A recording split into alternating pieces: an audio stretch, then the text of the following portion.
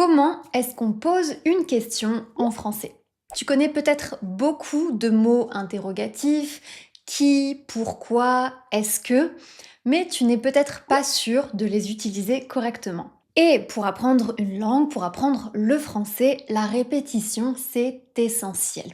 Donc, dans cette vidéo, je vais répondre à 50 questions qui commencent par où, quand, comment, qui, est-ce que, qu'est-ce que, pourquoi, quel et combien. Salut et bienvenue dans un nouvel épisode de French Mornings. Aujourd'hui, je réponds à 50 questions en français pour que tu écoutes la façon dont on pose les questions en français. Il y a plusieurs options possibles et pour que tu écoutes mes réponses pour savoir comment on répond à ces questions. J'ai préparé pour toi la transcription de cette vidéo où tu peux retrouver les questions et mes réponses. Tu peux la télécharger gratuitement en cliquant sur le lien qui se trouve en description. Il te suffit d'entrer ton adresse mail et tu la recevras gratuitement dans ta boîte mail.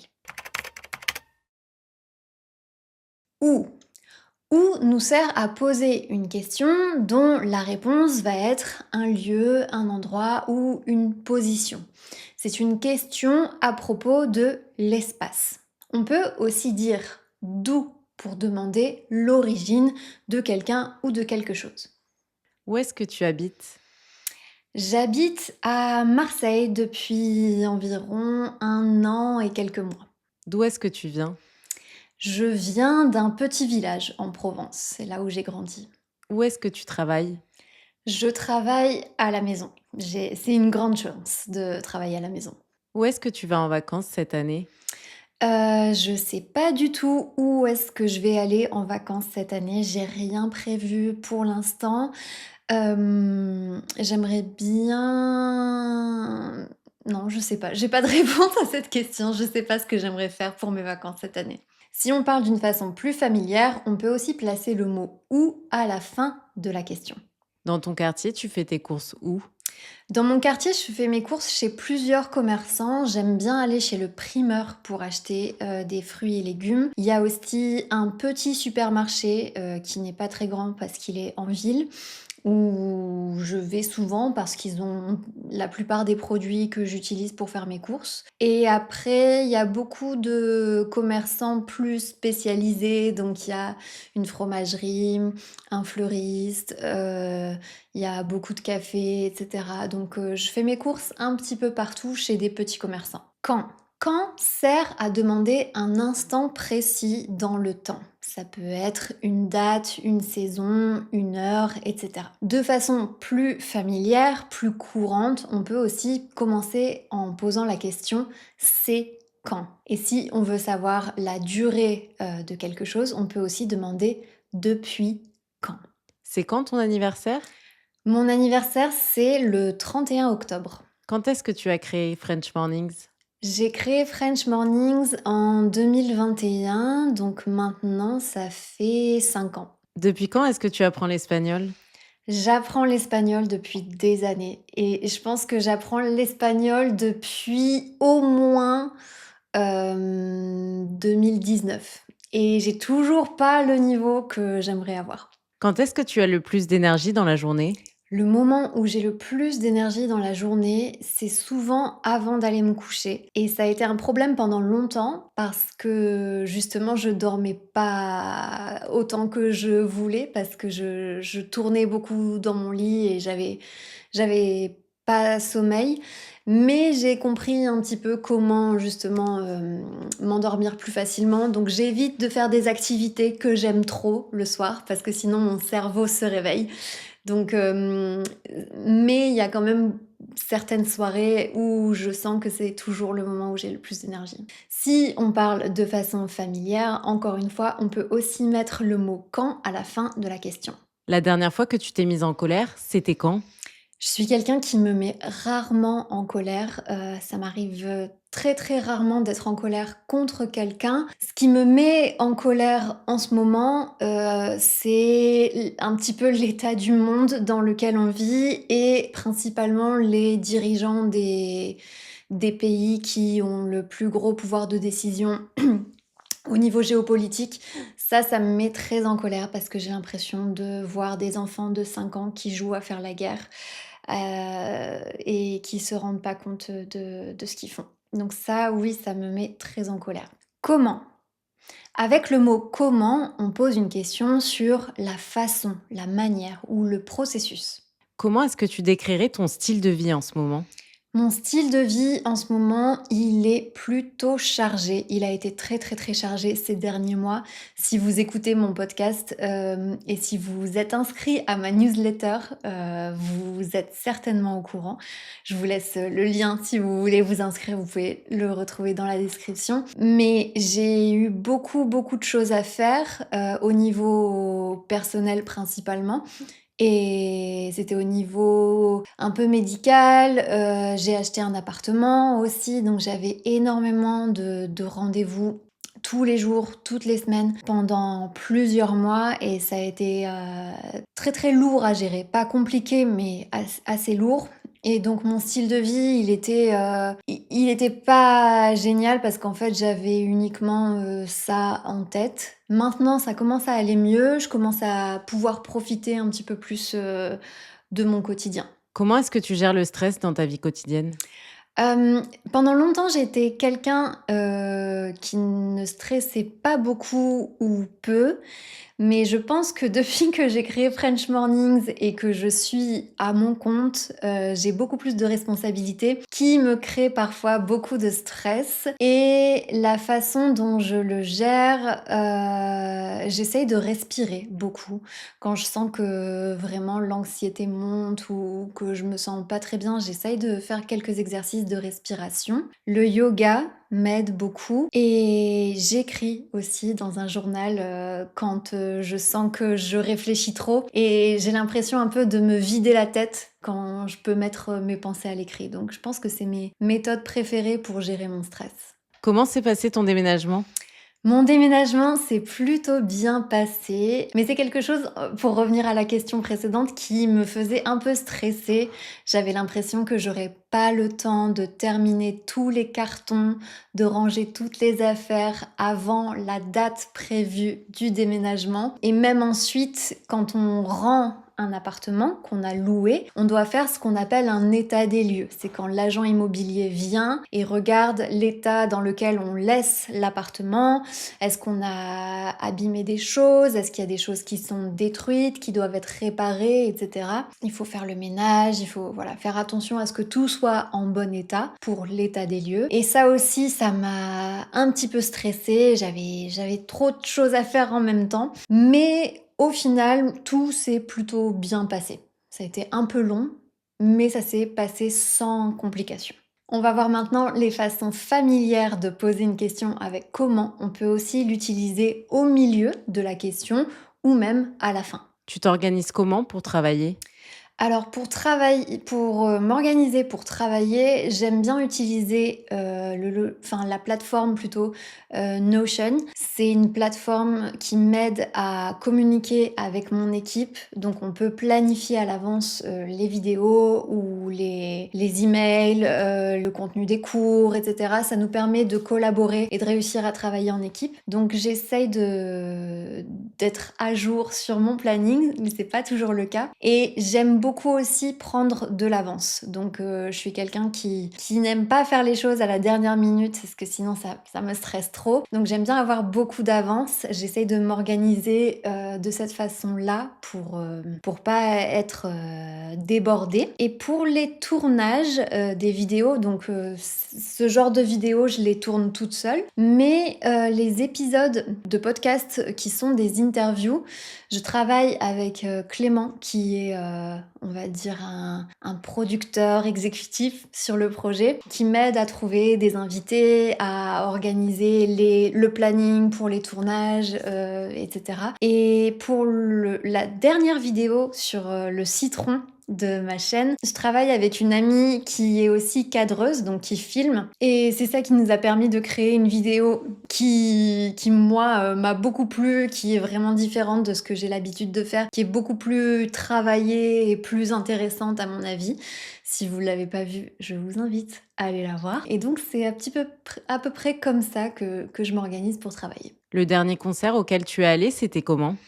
C'était très sympa. Le dernier concert auquel je suis allée, c'était le concert de Léo Midea, qui est un artiste, brésilien et c'était dans une toute petite salle à Marseille. Je pense qu'il y avait peut-être une centaine de personnes dans la pièce, peut-être moins encore et lui, il était tout seul sur la scène, avec sa guitare, donc c'était très, très intimiste, comme ambiance. Qui? Quand on pose une question qui commence par qui, la réponse sera une personne. On peut aussi demander pour qui, à qui, avec qui, etc. Qui est-ce que tu appellerais en cas d'urgence dans ta vie? En cas d'urgence, je pense que j'appellerai ma mère parce que je sais qu'elle répond vite au téléphone. Et oui, c'est toujours la personne que je préviendrai la première en cas d'urgence. Avec qui est-ce que tu passes le plus de temps au quotidien? Au quotidien, je passe la plupart de mon temps, voire tout mon temps avec ma chienne Chloé. C'est vraiment j'allais dire la personne, mais non, c'est pas une personne, c'est un animal. Mais ça, c'est un petit peu devenu une personne à force de fréquenter des humains. Mais oui, je passe, on va dire 95% de mon temps avec elle. Elle me suit partout. Pour qui est-ce que tu as voté aux dernières élections? Les dernières élections auxquelles j'ai voté, ce sont les élections municipales. Donc les élections municipales, c'est les élections où on va élire le maire de la ville où on habite, le ou la maire de la ville où on habite. Et c'était le mois dernier, au mois de mars 2026. Et j'ai voté pour le maire qui a été réélu, Benoît Payan. C'est le maire de Marseille. À qui est-ce que tu te confies quand ça ne va pas?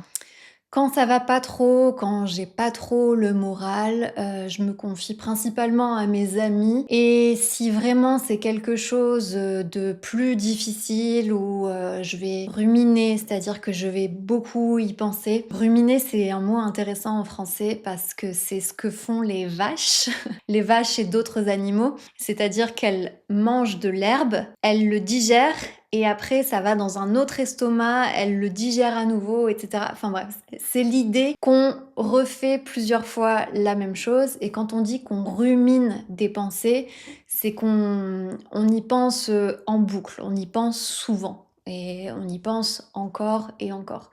Donc quand je rumine un petit peu, quand je bloque sur certaines choses, là, je parle souvent à ma psychologue. Qui est-ce que tu aimerais être si tu pouvais changer de vie pour une journée? Si je pouvais changer de vie pour une journée, je pense que j'aimerais bien être, Zendaya. C'est juste que c'est l'une des célébrités que j'aime beaucoup, qui a l'air assez cool, assez simple, qui se prend pas la tête. Mais à la fois, je pense que j'aurais une idée du monde des ultra riches et ça m'intéresse beaucoup parce que je pense qu'on n'imagine même pas ce qui se passe dans ce milieu-là. Donc voilà. Est-ce que quand on pose une question qui commence par est-ce que, la réponse va souvent commencer par oui ou non. Mais on peut aussi apporter un peu de nuance en répondant par peut-être, oui mais ça dépend, etc. On peut aussi utiliser est-ce que pour donner le choix entre plusieurs options. Est-ce que tu es plutôt introverti ou extraverti? Je pense que je suis complètement introvertie. J'ai besoin de passer pas mal de temps seule pour recharger mes batteries. Est-ce que tu penses qu'on peut vraiment changer de personnalité au cours de sa vie? Oui, je pense qu'on peut complètement devenir quelqu'un d'autre, au cours de sa vie et changer de personnalité aussi. Je pense pas qu'on puisse devenir complètement introverti ou complètement extraverti, même si, enfin, pourquoi pas, en fait? Je pense qu'il y a des événements importants, des événements parfois traumatiques ou alors au contraire des événements qui soignent quelque chose en nous qui font qu'on va changer de personnalité. Est-ce que tu penses que les réseaux sociaux font plus de mal que de bien? Je pense que l'année dernière, j'aurais encore dit: «Ça dépend l'usage qu'on en fait, si on a un usage raisonné, ça peut être quelque chose de génial». Mais aujourd'hui, je pense que les réseaux sociaux font plus de mal, que de bien. Je pense que si vraiment on met dans la balance le côté positif des réseaux sociaux et le côté négatif est beaucoup plus lourd que le côté positif. Personnellement, j'ai supprimé Instagram de mon téléphone il y a environ 2 mois et j'ai toujours accès à mes comptes sur l'ordinateur. Mais je sais que je le réinstallerai plus jamais. Ça me fait énormément de bien de plus l'avoir. Est-ce que tu aimerais vivre à une autre époque? Non, pas du tout. Malgré tous les défauts du monde actuel et toutes les situations horribles, je pense qu'on vit quand même à la meilleure époque pour l'humanité, ou en tout cas en France, on vit à la meilleure époque en matière de droits sociaux et je pense que si j'avais vécu à une autre époque, j'aurais pas du tout eu les mêmes opportunités en tant que femme. J'aurais peut-être pas pu avoir de compte en banque, j'aurais dû me marier à 16 ans, ou je sais pas ce qui me serait arrivé à une autre époque, mais vraiment je pense que en matière de possibilités, d'opportunités, on vit à la meilleure des époques. Est-ce que tu as un rêve en particulier que tu aimerais réaliser? J'ai un petit rêve que j'aimerais réaliser en ce moment. C'est pas le plus gros rêve de ma vie, mais c'est quelque chose qui me ferait vraiment plaisir et ce serait de voir des orques en liberté. Je sais qu'il y en a un petit peu en Méditerranée, donc je sais pas, dans les années à venir, c'est quelque chose que j'aimerais beaucoup, beaucoup faire. Qu'est-ce que? Si on pose une question qui commence par «qu'est-ce que?», alors la réponse sera une chose, une idée ou un concept. Qu'est-ce que tu amènes partout avec toi? Ce que j'emmène partout avec moi, c'est mon téléphone, malheureusement. Parfois, j'essaye de me dire que je vais sortir dans la rue sans le prendre, juste pour déconnecter un petit peu. Et en fait, à chaque fois, je me dis oui, mais s'il y a un accident, que je dois appeler les pompiers ou quelque chose comme ça. Donc, je finis toujours par le prendre. Qu'est-ce que tu ferais si tu gagnais au loto? Si je gagnais au loto, je pense que j'arrêterais de travailler. Je suis désolée, mais ça serait comme ça. Peut-être que je continuerai à faire des vidéos, mais sur des sujets plus vastes, je sais pas. Mais ce que je sais, c'est que je prendrai beaucoup, beaucoup de cours. Je pense que je consacrerai la plupart de mon temps à prendre des cours, à apprendre des choses, sûrement à voyager, peut-être pour faire des voyages linguistiques. Mais je pense que j'arrêterai de travailler si j'étais riche. Qu'est-ce que tu aurais aimé qu'on t'apprenne à l'école?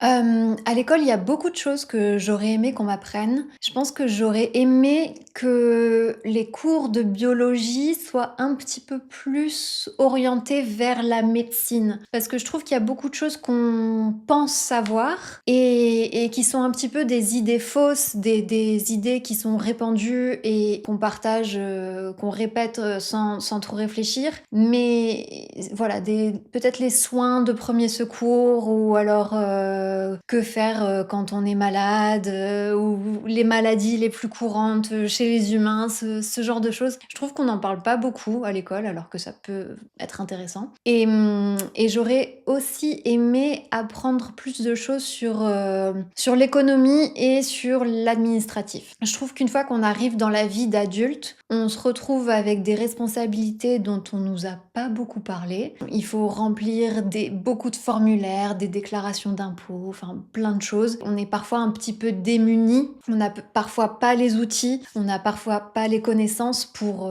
faire tout ça. Comment est-ce qu'on ouvre un compte en banque, comment est-ce qu'on remplit la déclaration d'impôts, qu'est-ce qu'on fait quand on doit partir en congé maladie, ce genre de choses. Des conseils un petit peu vie pratique, ça serait pas mal à l'école. Qu'est-ce que tu fais quand tu te sens fatiguée? Quand je suis fatiguée, je suis très, très, très indulgente avec moi-même. C'est-à-dire que je suis pas quelqu'un qui va se dire: «Allez, il faut que je donne tout jusqu'à ce que j'atteigne ma limite», pas du tout. Et je pense que c'est pas forcément une bonne chose de toujours vouloir pousser plus loin, de se dire j'ai le mental pour continuer, c'est pas grave. Non, je pense que quand on est fatigué, c'est un signal que le corps envoie et il faut l'écouter.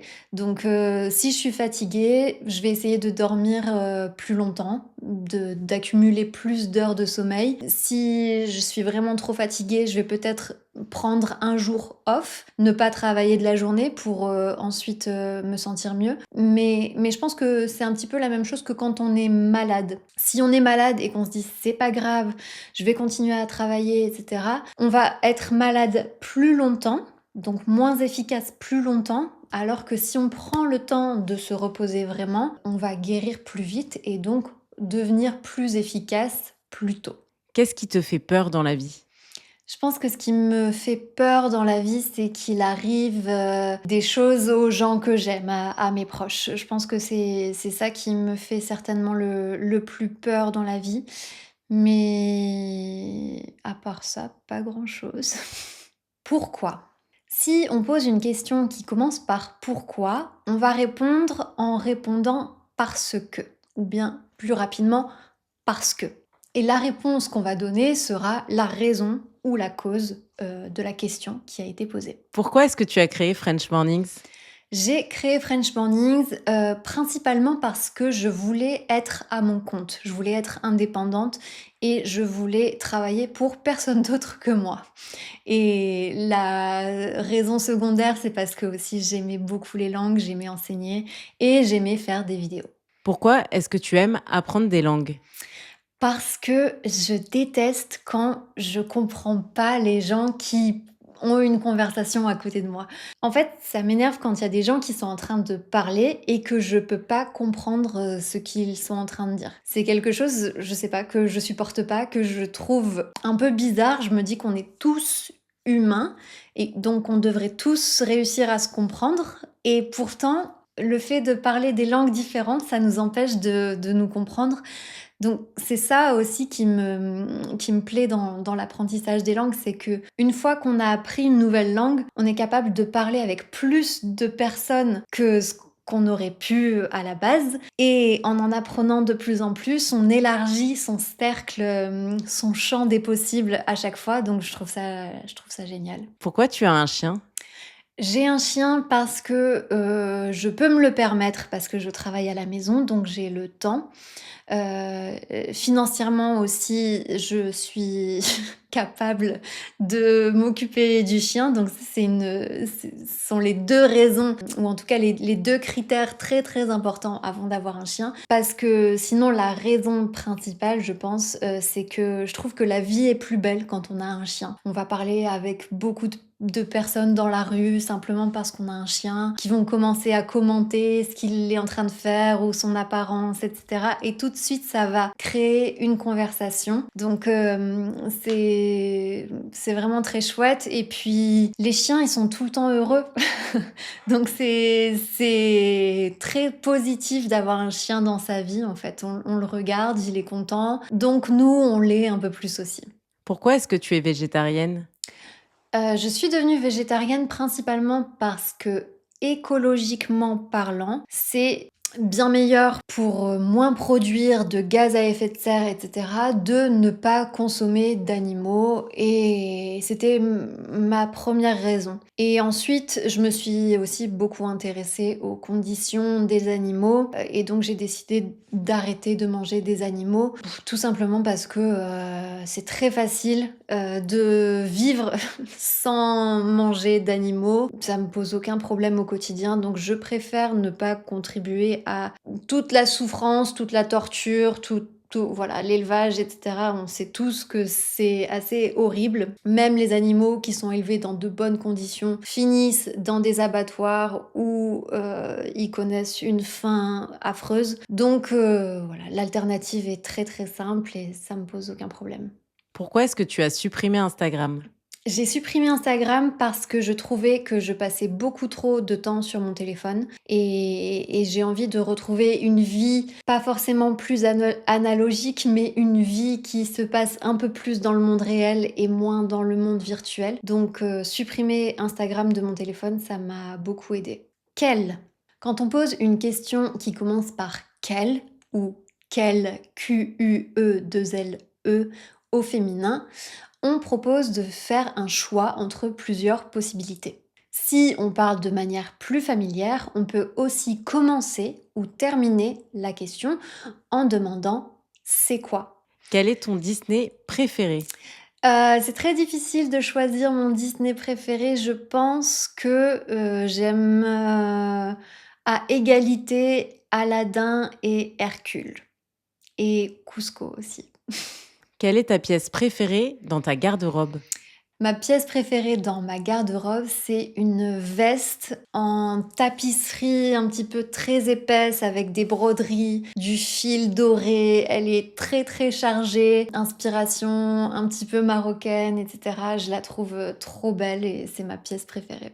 D'après toi, quel est le pire défaut que quelqu'un puisse avoir? Je pense que le pire défaut que quelqu'un puisse avoir, c'est le manque de remise en question ou le fait d'avoir trop de certitudes et je déteste vraiment quand, les gens ne sont pas capables de considérer un autre point de vue ou de considérer qu'ils ont peut-être tort sur, l'information qu'ils ont donnée. Je trouve que c'est une grande qualité aujourd'hui de pouvoir dire: «Ah, je sais pas, je vais vérifier» ou bien: «Ah, je savais pas, merci de me l'avoir dit». Il y a énormément de gens qui sont sûrs d'eux en permanence, qui balancent des informations parce qu'ils les ont lues sur un post Instagram sans vérifier d'où ça venait, etc. Et je trouve que douter de tout ce qu'on dit, de tout ce qu'on entend, de tout ce qu'on fait, c'est devenu une qualité assez rare. Quelle est la plus belle qualité que quelqu'un puisse avoir?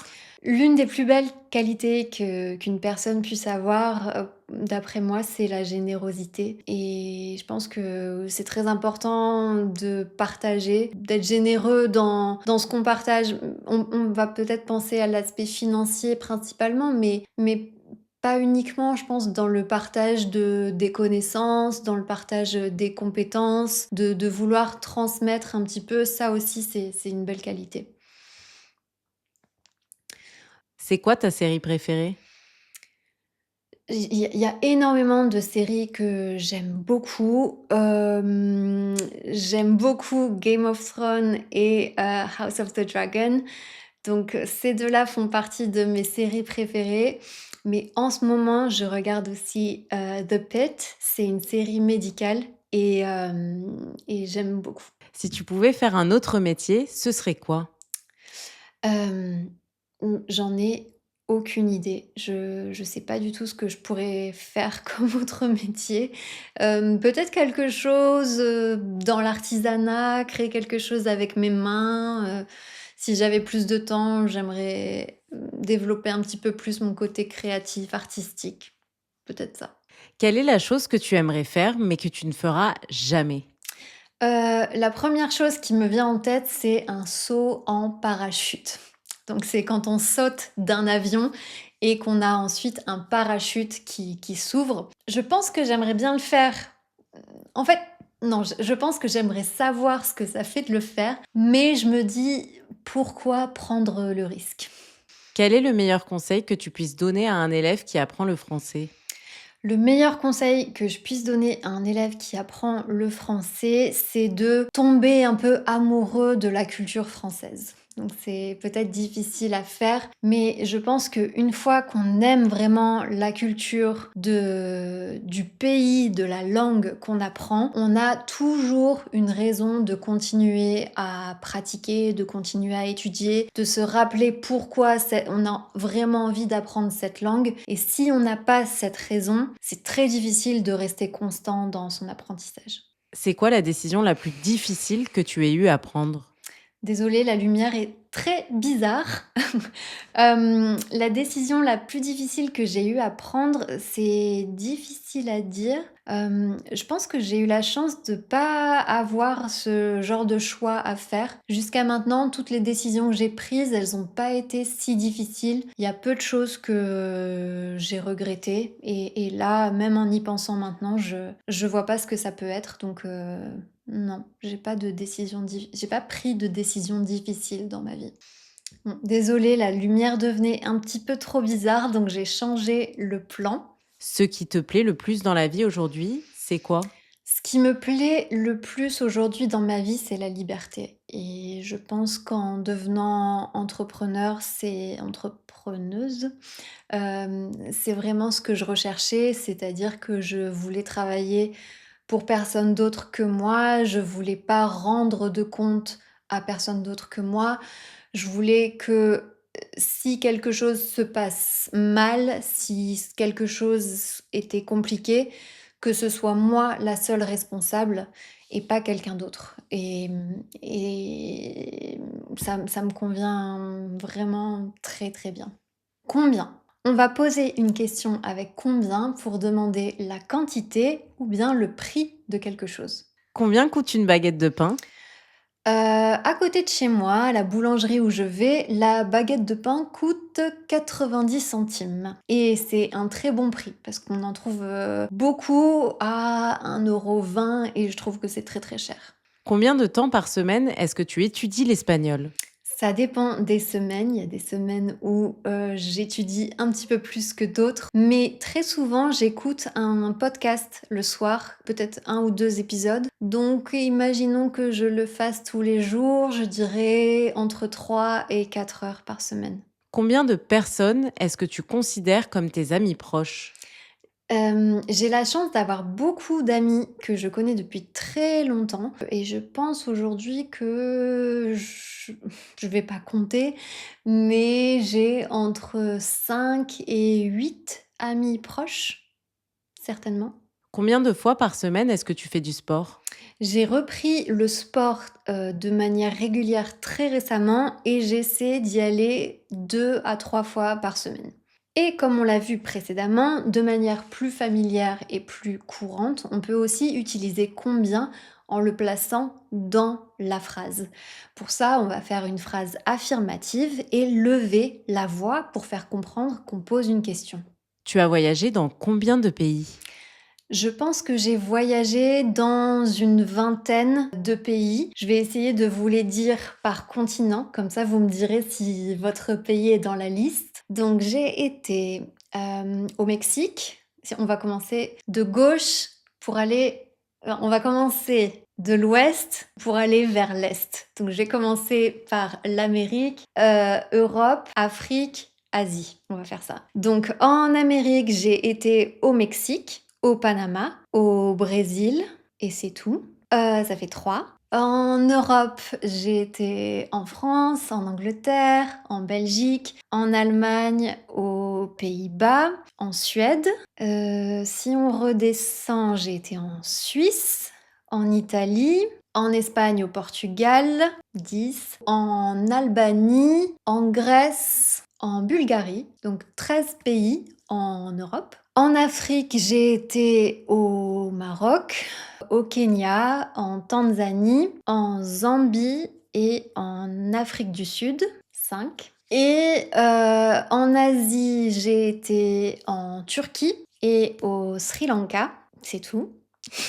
Et voilà. Donc oui, je pense qu'on est à une vingtaine de pays. 3, 15, 5, 23... Oui, 25 au total, si je dis pas de bêtises. Donc voilà, 25 pays, je pense.